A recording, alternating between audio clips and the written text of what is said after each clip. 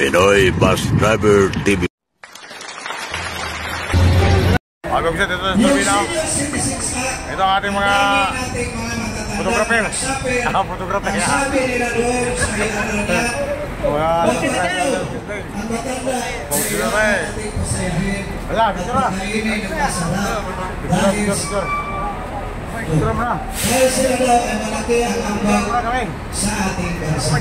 Pero hindi ko lubos maisip ng 100,000. Ngayon, isinusulong ko namin lahat yan. Ibababa ako sa 70 years old doon sa Corte de Jerusalem para mapakinabangan ang matanda. Mayroon na mga sumabat ng mga matanda. Dahil malaki ang inayambag na sa Pinas sa ating lipunan, dapat na silang sumaya. Dapat pakinabangan. Hindi tayo aabot ngayon sa kanila. Kaya ang 100,000 kasi kung siya ay byudo o byuda, si tatay ko wala na, si nanay natira. Sa 70 years old, may isang pagka-boyfriend pa kasi may pira na siya. Pwede siya magpinagyaw sa ibang bansa dahil may 100,000 na siya. Ngayon, kung si nanay naman na wala, si tatay ang natira, masaya pa rin ako. Dahil si tatay ko nagka-boyfriend dahil may 100,000, pupunta siya sa Japan. Iwaliw siya, pinanonood ko siya kasama yung girlfriend ng bata pa. Pag-ingatan lang ng girlfriend magkapag-ubos ng 100,000. Kailangan ngayon sa bansa natin i-upgrade ang security natin dahil hindi na tayo magpumulahan pa lumaganap na ang droga sa bansa natin. Kaya kailangan natin magtulungan dahil kung tayo papalarin wala ng droga mahirap sa atin. Dahil bilang nagservisyo ako sa militar, alam ko kung ano ang gagawin ko pagdating ng panahon. Ngayon pa lang, malapit na ang botohan. Kung sakaling palarin ako na manalo sa Lunes ng gabi, ako po ikaw pala nakikiusap na sa mga drug lord at sa mga drug-puser. Itigil na ninyo para awa na ninyo. Kung maaari naluhan ako sa harapan ninyo, tutulungan ko kayo magbagong buhay. Itigil lang ninyo pagbibinta ng droga. Dahil kapag hindi ninyo itigil yan, wala ng pulis na kumagpiska sa kalsada dahil ako mismo kasama magbanda. Dahil pagwas ako makahuli, doon sa mga driver na nagposin pasensyahan tayo. Dahil yun na yan, iuwi kung saan-saan. Doon mismo sa checkpoint, ipakain ko yan sa kanila. Ipakain ko yan, babantayan para wala nang recycle.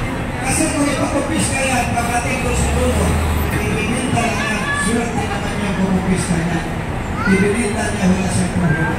Kaya ngayon napakamura na, isipin ko 50 pesos sa pabilit. Kawawa yung ating mga kababayan ng bilit nila. Tapos magigyan lang agad yung human rights. Magigyan lang yung human rights pero yung mga batang pinakay, yung mga kamag-anak natin nirin, inakit sa bahay, walang katarungan, walang human rights na magigyan.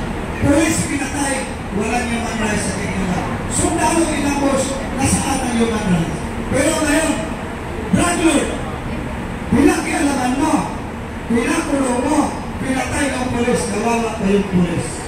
Kaya, ngayon, kung tayo papalarin, tutulungan ninyo ako sa Senado, ipautang ninyo ang boto nyo, kapalit sa 6 na taon na sweldo, ibibigay ko sa inyo, tayo ang panalo at yung iba ng mga kababayan natin. Nang ako nanalo, bayan ang magigilabang, kayo ang aasenso. Hindi ako dahil ako magsiservisyo sa inyong totoo. Servisyo libre, walang sweldo kukunin mas libriso. Maraming salamat, magandang hapon sa inyong lahat.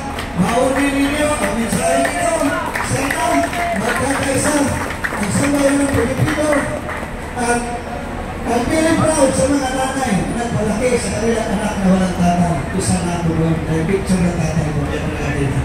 Maraming salamat po sa inyo. Oh, kamay, kamay, kamay! Kamay nyo, kamay nyo!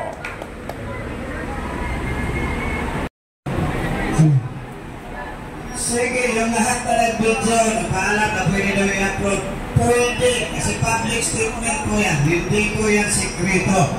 para makita sa sambayanang Pilipino na mayroong public sila doon na handang lumaban hanggang sa kadululuhan ipaglaban natin ang mamamayan para magkaroon sila ng katarungan. Kung sa Bisaya ka, musukolta, di pa mapadaog nila. Ay mga pisti yan sila. Puro lang sila pangako, wala naman sila magawa sa ating mga mahina. Sige, pwede lang i-upload po yan. Okay lang. Salamat, Senador. O, sakay na kayo. Panamaw, Bisaya. Bicol.